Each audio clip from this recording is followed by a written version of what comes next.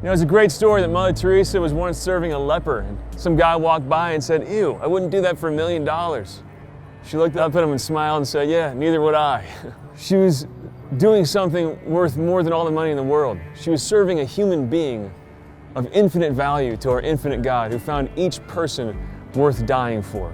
When we serve someone who's in need, we're serving a human being of infinite value. And more than that, in a mystical way, we're serving God Himself. Jesus identified Himself with the poor. When Jesus summed up the final judgment of the world, He said, "Whatever you did for the least of these brothers of mine, you did for me. Enter my kingdom." And for those who wouldn't serve the poor, He said, "Whatever you didn't do for them, you didn't do for me. Depart from me."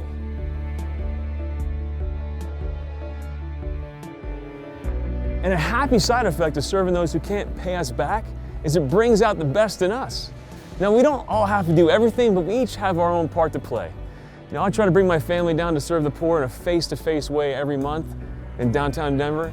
And I say face-to-face because they're not just cases to be managed or just statistics. They're people, they're human beings. You know, I carry food cards around and give them out at the corner if someone's begging for money. I don't just do that for them. I do that because it brings out the best in me. And serving the poor helps me not be a self-centered jerk. It gets me outside of my own head. Reminds me of all the things I have to be grateful for. Reminds me of what matters in life and what really doesn't. You know, there's a beautiful saying that we need the poor more than they need us. So I guess one of the reasons I serve the poor and the needy is because I'm one of them. We all are.